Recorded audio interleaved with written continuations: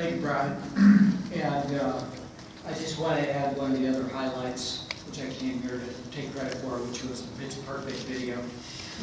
Seriously, I had nothing to do with it, but Elizabeth Banks and Bruce Cohen did an unbelievable job. The third day of the Democratic Convention, I versus Donald Trump's unsteady, unfit, and dangerous approach to national security. Convention goers will hear from people who know well what it takes to be Commander-in-Chief, veterans such as Rear Admiral John Hudson, retired U.S. Navy officer, a Gold Star wife and former CIA Director and Secretary of Defense, former White House Chief of Staff Leon Panetta. Jake is going to talk more about what you can expect to hear on the national security front, but in making the case for keeping Americans safe, the convention will also spotlight Clinton's commitment to reduce gun violence, with speakers including families of the victims of the Orlando nightclub shooting, the daughter of Sandy Hook principal Dawn Hochsprung, the former Philadelphia police chief, and astronaut Mark Kelly and former Congresswoman Gabrielle Giffords. Making the case also about the unique post-partisan nature of this election will be the former Republican and independent mayor of New York City, Michael Bloomberg. The evening will be topped off, of course, with speeches from Vice President Biden, from Vice President-designate Tim Kaine, and of course from President Barack Obama. So we're very excited about the lineup tonight. I think they will, in the case of all those speakers, they'll talk about what's at stake in the election, particularly for working people, but they'll also talk about their personal experiences in the case of the Vice President and the President of working directly with Hillary as a Senator and Secretary of State. And Tim Kaine, I think, will again, was in the Massachusetts delegation breakfast and cross paths with Senator Sanders.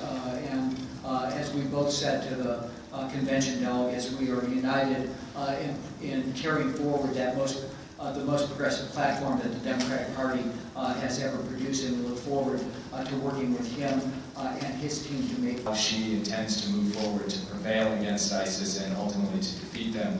But tonight, this set of issues, this national security set of issues, will really come into focus.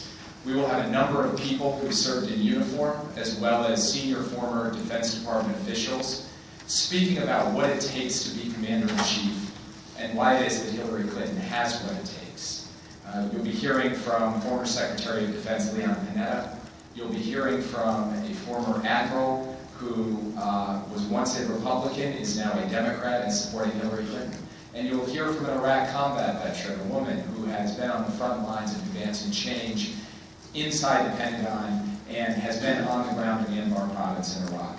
All of them will speak from their perspective about the temperament, the judgment, the experience needed in a Commander-in-Chief, the kind of person that they would want leading this nation's armed forces. And also they will talk about why it is that Hillary Clinton has that unique combination of attributes to be able to successfully carry the mantle of that job. We will also hear tonight from a variety of speakers about why Donald Trump is simply temperamentally unfit and unqualified to be Commander-in-Chief.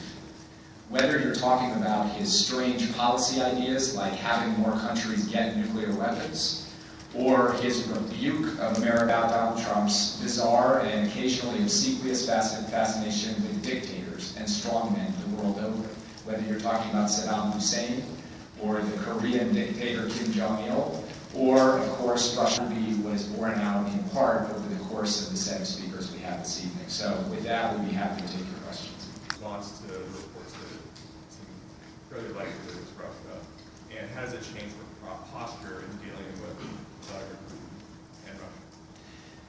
Secretary Clinton has been briefed on this. She has been told, as now the world has been told, that the weight of opinion, the growing consensus among experts and intelligence officials, is that Russia was in fact behind the DNC leak. She, like I think any Republican, Democrat, Independent, anyone who cares about America's national security, is alarmed by the prospect and proposition that Russia is interfering in an American election. She does not view this as a political issue. She views this as a national security issue.